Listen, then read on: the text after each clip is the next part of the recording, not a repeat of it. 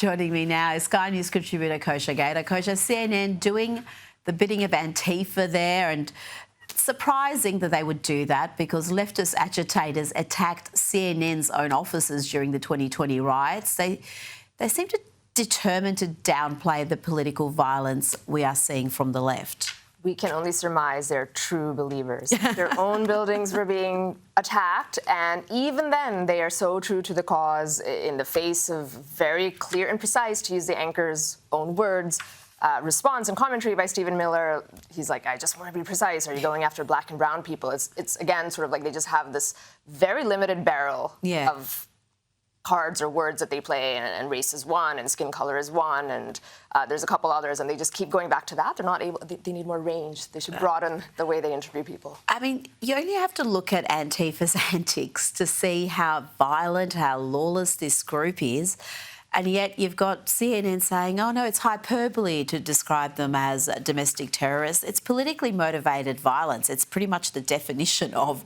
terrorism. It is, and there is really this continuum between things that we've seen, way back from the Steve Scalise shooting, Trump twice, the supporter, Corey Kempter, died, of course, at that shooting. There were two other people who were shot and recovered, Charlie Kirk, Justice Kavanaugh, the attempted assassination, and Antifa, and the attacks on ICE.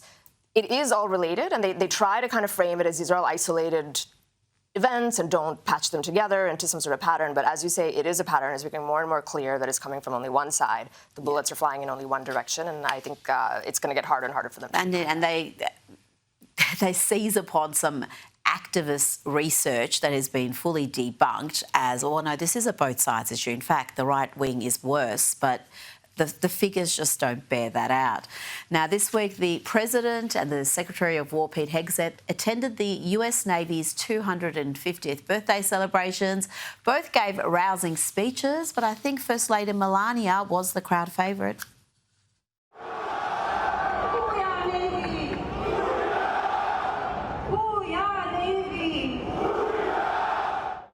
Secretary of War Pete Hegseth emphasised the importance of unity and love of country.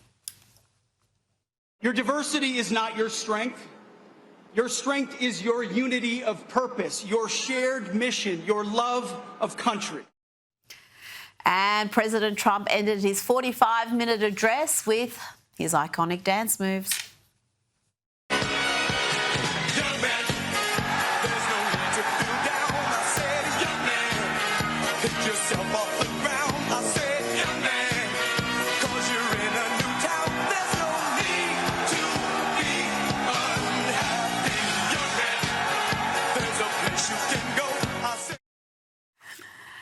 Kosha, the armed forces, the Navy, are seeing healthy recruitment numbers. It's a change from what we've seen in recent years under the Biden administration. And I looked up the data on the voting patterns of military personnel, and 2 in 3 veterans voted for Trump in 2024, according to the Washington Post.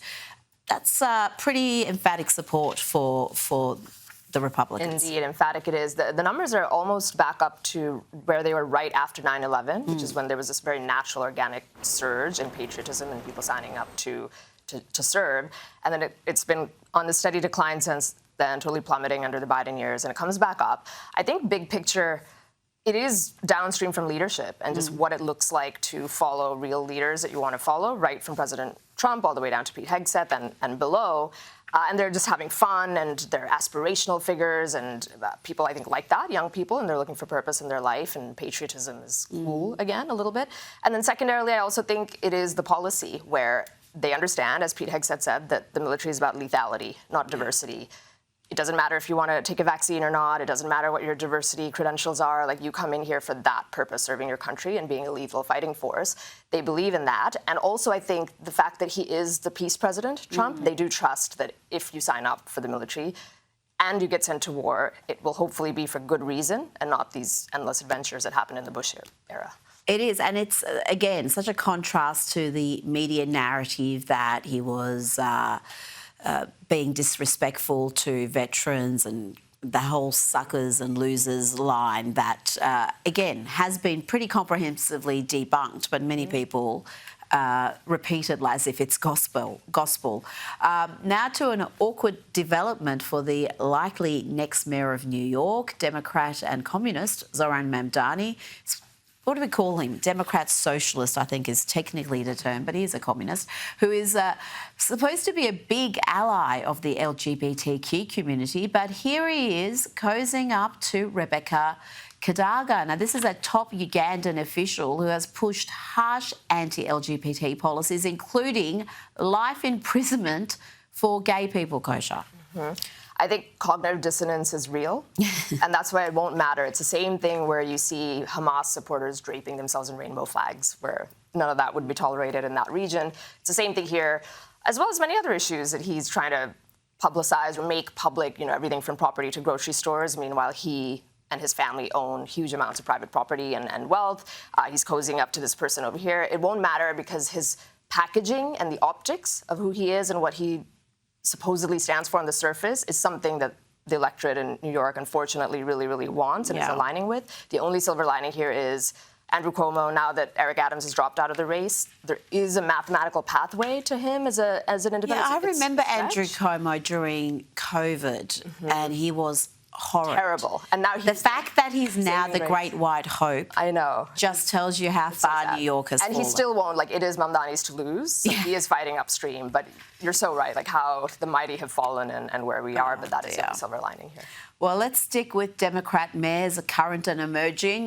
Plating lefties losing it. Clips of the Seattle and Chicago mayors taking a stand against law and order. The Seattle mayor wants to understand why someone has 7 criminal convictions. He wants to talk to them, while Chicago, they're attempting to ban ICE officers from doing their jobs. Tell me about this modern left permissive attitude to crime, Kosha. We see examples of it through so much of the US, and whenever it's apparent in a city, there's also a sharp rise in crime. The two go hand in hand, and yet this is something that the Democrats really aren't shying away from. And Mamdani is another example. He's talked about wanting to get rid of prisons, ideally. I have to say, I hate to say it, but I have to say it comes down to a worldview. That is what it is. That's the only explanation for why nobody at any level of the government or street thugs or anything in between shy away from it, no matter what happens. And the stakes get higher and they double, triple, quadruple down.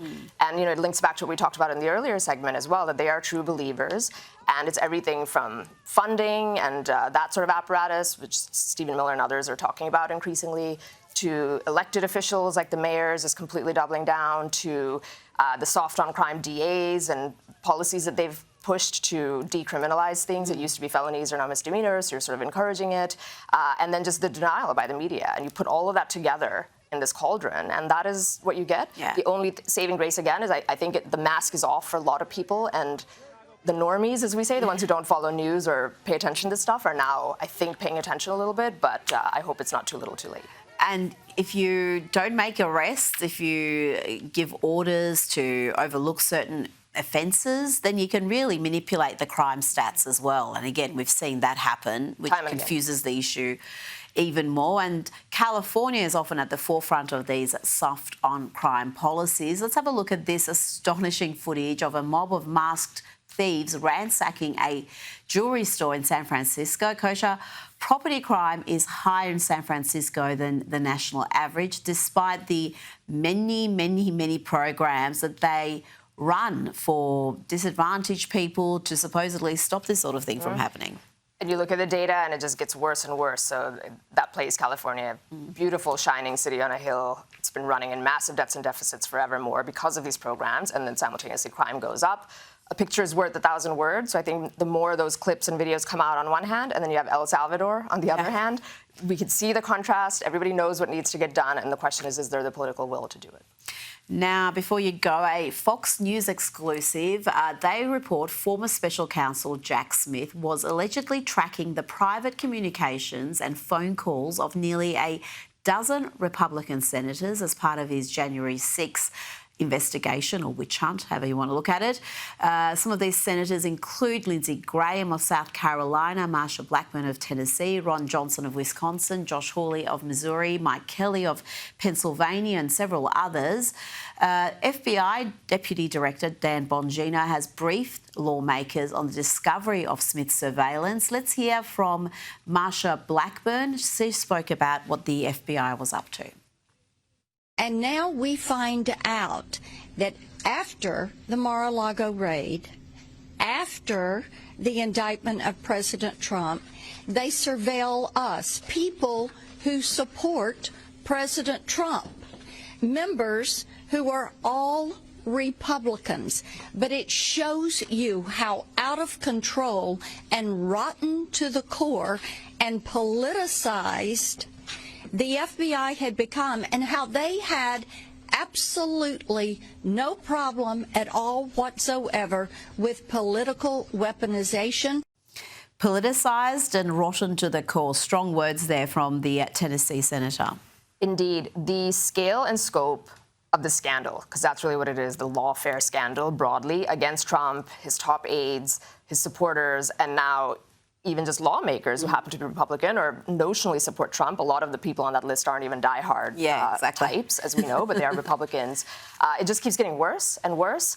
The other side of the story, though, here, I think that's getting a lot of people angry is the difference in how both sides wield power. So those were strong words, but all we seem to get from the Republicans are words. They were in charge of Congress when Jack Smith's investigation that undergirded this scandal broke. They had the power of the purse to defund that. They had other things that they could do or can still do, and they just seem to always be writing these strongly worded letters, issuing words, saying things like, let's get to the bottom of it. Meanwhile, the clock is ticking. And that is something that's getting a lot of people very angry, but there's a little bit of hope that maybe this time is different and you will start to see indictments. Saw a little bit with James Comey, but hopefully there are others coming down the pipe. Absolutely. It's time for accountability, because I think faith in these institutions is just going to keep decreasing until there is some accountability.